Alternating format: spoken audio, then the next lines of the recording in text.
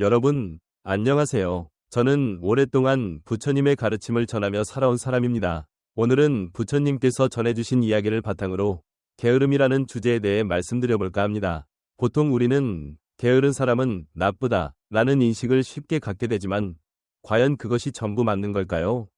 오늘 들려드릴 이야기는 고대 인도의 작은 마을에서 시작됩니다. 옛날 발루라는 아름다운 마을에 아얀이라는 청년이 살고 있었습니다. 발루 마을은 햇살이 따뜻하게 내리쬐고 풍요로운 자연으로 둘러싸인 평화로운 곳이었죠. 그런데 이 아름다운 곳에도 단 한 가지 문제가 있었는데 그것이 바로 아얀의 존재였습니다. 아얀은 마을에서 가장 게으른 사람으로 유명했습니다. 아침부터 저녁까지 거의 아무 일도 하지 않았고 일도 돕지 않고 가족 일도 거들지 않으며 하루 종일 멍하니 보내곤 했습니다. 처음에는 마을 사람들이 여러 번 타일렀지만 이 사람은 변하지 않겠다 싶어 다들 포기하게 되었고 결국 아얀을 깔보는 분위기가 생겼습니다. 게으름뱅이 아얀이라는 별명까지 붙었죠. 어느 날 이 마을에 아주 특별한 나그네가 찾아옵니다. 그분이 바로 부처님, 곧 붓다였습니다. 부처님은 마을 사람들에게 진정한 안온함과 기쁨을 얻으려면 먼저 스스로를 제대로 바라보는 것이 중요합니다. 그리고 게으름이라는 것의 참뜻에 대해 생각해봐야 합니다. 라고 말씀하셨습니다. 마을 변두리 나무 그늘에서 이 말씀을 가만히 듣고 있던 사람이 있었는데 바로 아얀이었습니다. 평소 이런 이야기에 관심이 없던 아얀이 왜인지 이날만큼은 부처님의 말씀에 마음이 끌렸습니다.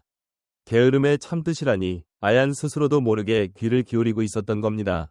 부처님은 아얀의 존재를 눈치채고 그를 바라보시더니 다정한 목소리로 부르셨습니다. 젊은이여, 거기 앉아있는 이유가 무엇인가?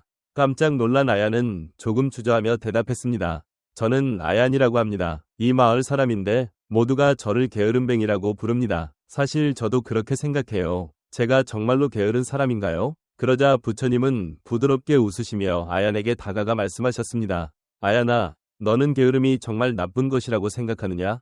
아얀은 난처한 표정으로 답했습니다. 네, 마을 사람들이 그렇게 말하고 일하지 않는 저는 쓸모없는 존재라고 하니까요. 그 말을 들은 부처님은 고개를 천천히 가로저으며 말씀하셨습니다. 게으름이 오히려 가장 강한 힘을 지닐 수도 있다고 생각해 본 적 있니? 아얀은 깜짝 놀라 눈을 크게 뜨며 되물었습니다. 가장 강한 힘이요? 게으름이 그런가요? 부처님은 계속해서 설명하셨습니다. 그렇단다. 게으름은 때로 불필요한 수고를 피하게 해주고 정말로 소중한 것을 찾도록 도와주는 계기가 될 수도 있다. 마음의 안온함을 얻으려면 억지로 일하거나 조바심을 낼 것이 아니라 자연스러운 흐름에 몸을 맡기는 것이 중요하단다. 아얀은 이 말씀을 듣자 가슴속이 묘한 느낌으로 가득 찼습니다. 그동안 단순히 나쁜 것이라 여겼던 게으름에 대해 부처님의 말씀이 완전히 새로운 시각을 열어주었기 때문입니다. 그리고 그날부터 부처님 곁에서 공부하며 자신 안에 있는 게으른 마음을 마주하기 시작했습니다. 수행 첫날 아침, 제자들은 모두 조용히 자리에 앉아 상쾌한 새벽 공기 속에서 명상에 들었습니다. 하지만 아얀만은 달랐습니다. 명상에 집중하려고 해도 마음이 쉽사리 가라앉질 않았습니다. 이 명상이라는 게 정말 의미가 있을까? 라는 의문이 자꾸 떠올라서 도무지 집중이 되지 않았고 눈을 감으면 금세 졸음이 몰려왔습니다. 정신을 차려보면 어느새 깜빡 잠이 든 뒤였고 다른 제자들은 이미 명상을 마친 뒤였죠. 이런 일이 여러 번 반복되었습니다. 그러던 어느 날 부처님은 조용히 아얀을 부르셨습니다. 아얀은 이제 혼나겠구나 하고 속으로 걱정했지만 부처님의 표정은 언제나처럼 온화했고 눈빛에 자애가 가득 담겨 있었습니다. 아얀아, 요즘 수행은 어떤가? 부처님이 나지막이 물으시자 아얀은 죄송스러운 마음으로 한숨을 내쉬며 대답했습니다. 사실 저는 보통 집중이 되지 않습니다. 명상을 해도 마음이 금방 다른 데로 흐르고 게으른 습관에서 벗어나지 못해 자꾸 흐트러지고 말아요. 부처님은 따스하게 웃으며 말씀하셨습니다. 그건 내 마음이 자연의 흐름에 거스르고 있기 때문이란다. 억지로 스스로를 바꾸려고 애쓰고 있지는 않니? 그리고 천천히 이어나가셨습니다. 아얀아, 게으른 마음 자체를 무조건 나쁘다고만 보지 말고 그 뒤에 숨어있는 내 진짜 마음을 들여다봐야 한다. 어떤 때 게으름은 자신에게 과도한 부담을 주지 않으려는 자연스러운 본능이기도 하단다. 무의자연이라는 말이 있지. 굳이 애써 거스르지 않고 자연스러운 흐름에 따르는 것이 중요하다. 무리해서 열심히 하는 것도 필요하지만 그게 너무 지나치면 마음이 지쳐버리고 엉망이 되고 만다. 따라서 있는 그대로 받아들이고 자연과 하나가 되어야 마음이 잔잔해지는 법이야. 아야는 문득 깨달음이 왔습니다. 그동안 수행은 무조건 해야 한다 는 마음으로 억지로 자신을 몰아붙였는데 그게 도리어 스스로를 괴롭게 만들고 있었다는 것을 느꼈습니다. 그는 부처님에게 물었습니다. 그렇다면 저는 이제 어떻게 하면 좋을까요? 그러자 부처님은 이렇게 답하셨습니다. 우선 내 걸음걸이에 맞춰가면 된다. 억지로 무엇인가를 이루려 하기보다 마음의 흐름에 거스르지 않는 것이 중요하다. 그리고 수행 중에 마음이 흔들릴 때면 그 흔들림조차 있는 그대로 받아들이렴. 억지로 되돌리려 하기보다 그 순간 내 마음이 무엇을 느끼는지를 조용히 지켜봐야 해. 그러면 자연스럽게 마음은 편안함을 찾게 된단다. 어느 날 아얀이 부처님께 여쭤보았습니다. 부처님, 저는 최근 들어 마음이 꽤 잔잔해졌음을 느낍니다. 이것이 혹시 깨달음에 이르는 첫걸음일까요? 그러자 부처님은 고개를 끄덕이시며 말씀하셨습니다. 맞다. 마음이 고요해지고 쉬어가는 걸 느끼는 건 아주 중요한 출발이지. 하지만 거기서 끝이 아니란다. 참된 깨달음에 이르려면 이 평온함을 계속 지키면서 더 깊은 이해로 나아가야 해. 아야는 살짝 고개를 갸웃하며 물었습니다. 더 깊은 이해라니 그것은 어떻게 얻는 건가요? 그러자 부처님은 균형을 찾는 것이란다. 마음의 고요만이 전부가 아니라 지나친 노력과 게으름 사이에서 조화를 이루는 중간길을 지키는 것이 중요해. 사람은 흔히 한쪽으로 치우치기 쉽기 마련이지. 게으름에 빠지면 성장이 멈추고 너무 무리하면 마음이 고단해진다. 그래서 자연스럽게 무리하지 않게 내 걸음으로 이어나가는 것이 중요하단다 라고 알려주셨습니다. 아야는 이 말씀을 곱씹었습니다. 그는 그동안 게으르게 지내던 날들을 후회하며 반대로 무리하게 노력하려는 마음이 커졌을 수도 있다는 걸 깨달았습니다. 오히려 그 두 가지를 균형 있게 맞추는 게 다음으로 필요한 가르침이란 생각이 들었습니다. 어느 날 아얀이 명상 중이었는데 옛 친구가 찾아왔습니다. 아얀, 오랜만이야. 네가 수행 중이라니 놀라운데? 마을로 돌아와. 우리랑 옛날처럼 즐겁게 지내자고. 굳이 이렇게 힘든 수행을 할 필요가 있니? 그 말을 들은 아얀은 마음이 순간 흔들렸습니다. 한때는 자유롭고 게으름을 맘껏 누리던 시절이 그리워졌던 겁니다. 하지만 바로 부처님의 말씀이 떠올랐습니다. 중간길을 지켜라. 어느 한쪽으로 치우치면 안 된다. 아야는 친구에게 부드럽게 말했습니다. 고마워. 하지만 지금 나에게 이 길이 필요해. 예전처럼 지내고 싶지는 않아. 또 다른 날, 이번엔 함께 수행하던 동료가 아얀에게 말했습니다. 아얀, 너는 게으름 습관이 있으니 더 열심히 노력해야 해. 우리처럼 매일 엄격하게 수행해야 깨달음에 다가갈 수 있지 않겠어? 이 말에 아야는 잠시 불안해졌습니다. 내가 충분히 안 하고 있는 걸까? 더 힘든 수행을 해야만 깨달음에 갈 수 있을까? 하지만 다시 한번 부처님의 가르침이 떠올랐습니다. 무리하지 마라. 내 걸음에 맞춰야 한다. 그래서 아야는 미소 지으며 대답했습니다. 맞아. 더 열심히 하는 것도 좋겠지. 그렇지만 난 지금 내 걸음으로 무리하지 않고 수행을 이어나갈 거야. 그게 내가 지켜나갈 중간길이야. 어느 날은 아얀이 옛 친구 크리슈나를 우연히 만났습니다. 크리슈나는 부유한 장사가 되어 화려한 차림을 하고 온갖 금빛 장신구를 두르고 있었습니다. 아얀, 이렇게 산속에서 수행을 하고 있을 줄은 몰랐네. 나는 돈을 크게 벌어서 이제 부유해졌어. 하고 호탕하게 말했습니다. 근데 너는 뭐가 아쉬워서 이렇게 고된 생활을 하는 거야? 돈도 없고 호사도 누리지 못하고 나랑 함께 가지 않을래? 내가 편하게 해줄 테니 맛있는 것도 마음껏 먹고 즐거운 시간도 보낼 수 있어. 고생할 이유가 어디 있니? 아야는 순간 흔들리는 마음을 느꼈습니다.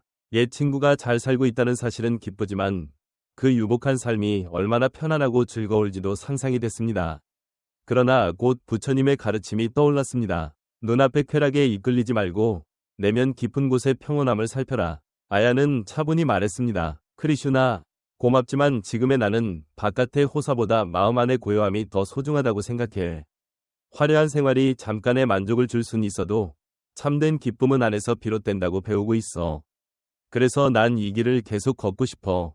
크리슈나는 탐탁지 않아 보이면서도 네가 그렇게 생각한다면 어쩔 수 없지. 생각이 바뀌면 언제든 찾아와 라고 말하고 떠나갔습니다. 그날 밤 달빛이 잔잔히 비추는 가운데 아야는 부처님 앞에 앉아 그동안 겪은 유혹과 시련을 털어놓았습니다.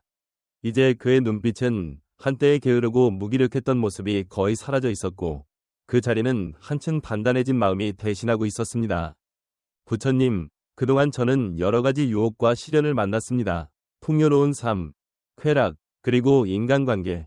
그 모든 것이 제 마음을 흔들었지만 그때마다 부처님의 가르침을 떠올리면서 잘 버텨냈습니다.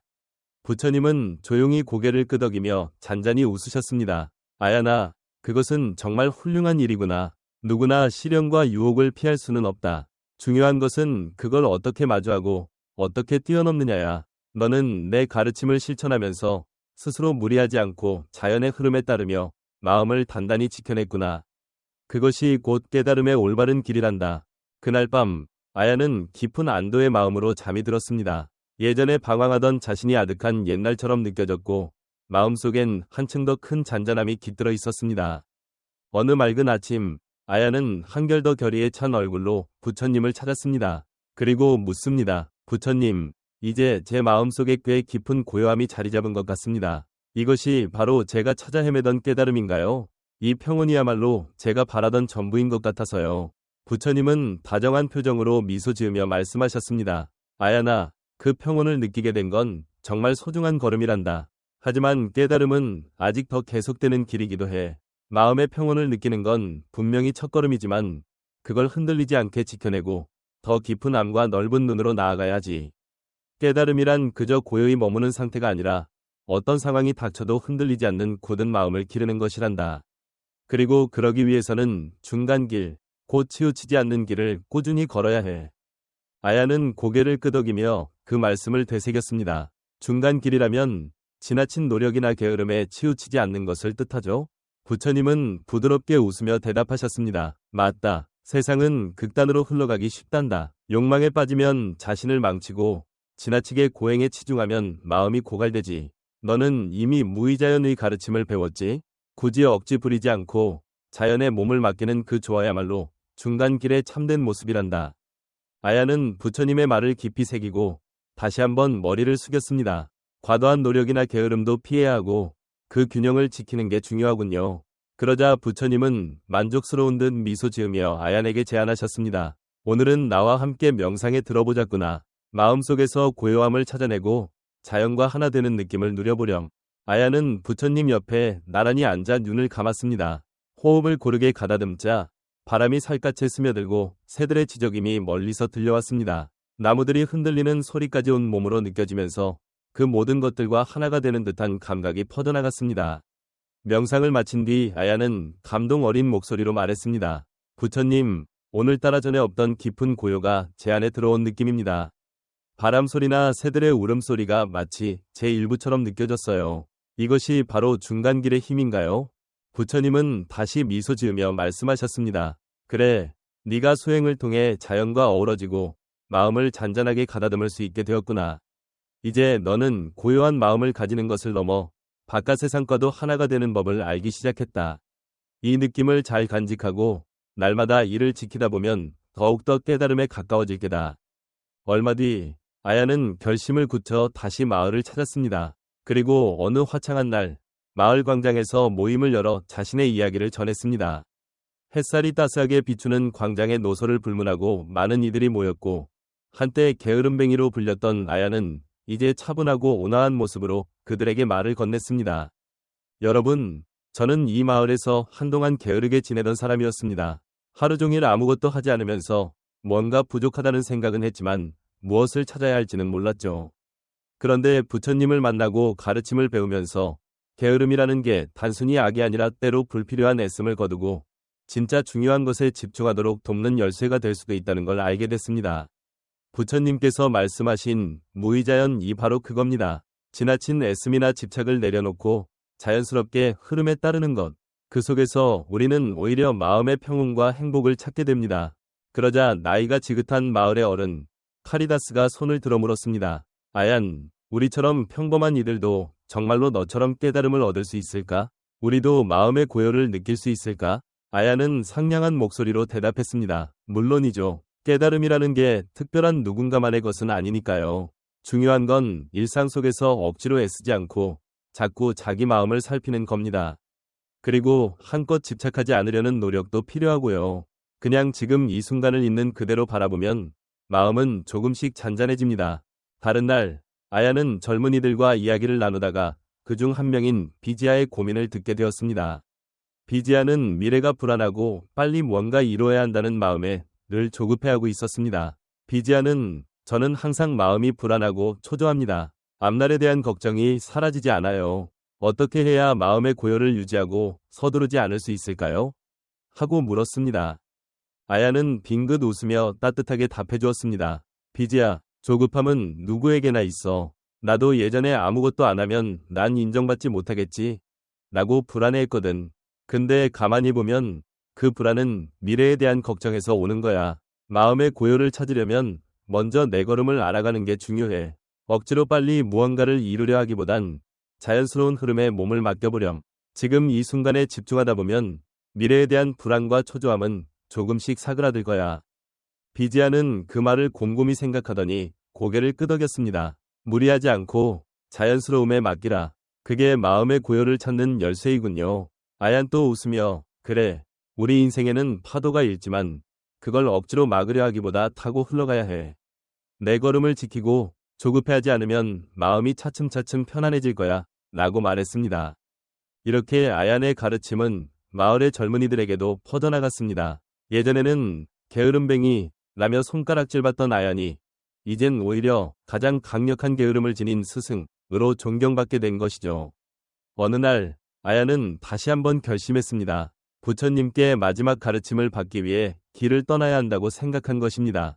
아얀은 긴 여정 끝에 부처님을 뵐 수 있었습니다. 부처님은 환한 웃음으로 아얀을 맞이하며 그간의 노력을 칭찬하셨습니다. 아얀은 부처님의 가르침을 실천하고 마을에서 이를 전하며 한층 자라났지만 여전히 완전한 깨달음에는 이르지 못했다고 느꼈습니다. 부처님, 저는 아직도 마음 한구석에 남아있는 욕망과 집착을 완전히 놓지 못한 것 같습니다. 더욱 깊은 깨달음에 다가서고 싶습니다. 라고 아얀이 말하자 부처님이 조용히 말씀하셨습니다. 아얀아, 너는 이미 중간길과 무의자연을 잘 실천해왔단다. 하지만 참된 깨달음은 단지 고요함이나 평온 속에 머무르는 것만은 아니야. 더 깊이 들여다보고 실천해야 얻을 수 있단다. 마음속에 있는 모든 욕망과 집착을 내려놔야 해. 욕망과 집착은 마음을 흩뜨리고 평온을 깨뜨리는 힘이 있지. 하지만 그걸 놓는 건 결코 쉬운 일이 아니란다. 지금까지 배운 무의자연과 중간길은 그 시작일 뿐이야. 아야는 부처님의 말씀을 집중하여 들었습니다. 부처님, 어떻게 하면 그 욕망과 집착을 내려놓고 더 깊은 깨달음을 얻을 수 있을까요? 부처님은 잠시 숨을 고르더니 이으셨습니다. 너 자신과 남들, 그리고 모든 존재가 본디 하나라는 마음을 깊이 느껴야 한다. 우리가 남과 나를 나누어 볼 때 생기는 벽이 바로 자아라는 것이지. 내가 더 높다, 내가 못하다 하는 생각은 모두 그 자아에서 비롯한단다. 진정한 깨달음에 이르려면 이 자아를 뛰어넘고 모든 이들과 어우러진 하나됨을 깨달아야 해. 아야는 마을에서 사람들과 함께 지내며 느꼈던 체험들을 떠올렸습니다. 사람들이 저를 가장 게으른 스승이라 부르며 따랐을 때 이미 저는 그들과 한마음으로 이어졌던 것 같습니다. 하지만 말씀대로 아직은 제 안에 남아있는 집착이 있음을 느껴요. 부처님은 부드럽게 고개를 끄덕이셨습니다. 내 말대로 자아를 완전히 놓아야 더 깊이 나아갈 수 있다. 이제 그 길을 더욱 걸어가도록 하여라. 아야는 고개를 숙이며 맹세했습니다. 부처님, 앞으로도 마음속 욕망과 집착을 하나씩 내려놓으며 모든 존재와 하나가 되도록 노력하겠습니다. 부처님은 흐뭇해하시며 그를 다시 마을로 돌려보냈습니다. 얼마 뒤 아야는 마을 광장에 모여든 사람들 앞에서 다시 입을 열었습니다. 이번이 아얀이 전하는 마지막 이야기가 될 거라는 소문에 많은 이들이 자리를 가득 메웠습니다. 따스한 빛이 감도는 그 자리에서 아야는 차분한 목소리로 말했습니다. 여러분, 부처님께서는 저에게 마음속 모든 욕망과 집착을 내려놔야 한다고 하셨습니다. 우리는 살면서 뭔가를 꼭 손에 쥐고 싶어하고 무언가에 빠져서 마음이 흔들릴 때가 있죠. 그런데 그것을 무리해서 얻으려 하면 오히려 고요함을 잃어버리곤 합니다. 마음속 평온은 나와 주변, 그리고 자연이 서로 어우러질 때 피어나는 법입니다. 그것이 곧 참된 행복이며 깨달음으로 가는 길입니다. 말을 마친 아야는 조용히 집으로 돌아갔고 그날 밤 편안히 눈을 감았습니다.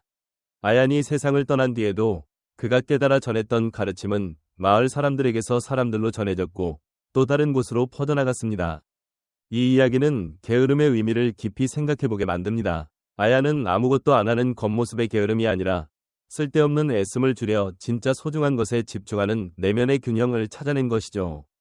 그가 자주 말하던 무의자연과 중간길이란 요즘을 사는 우리에게도 매우 시사하는 바가 많습니다.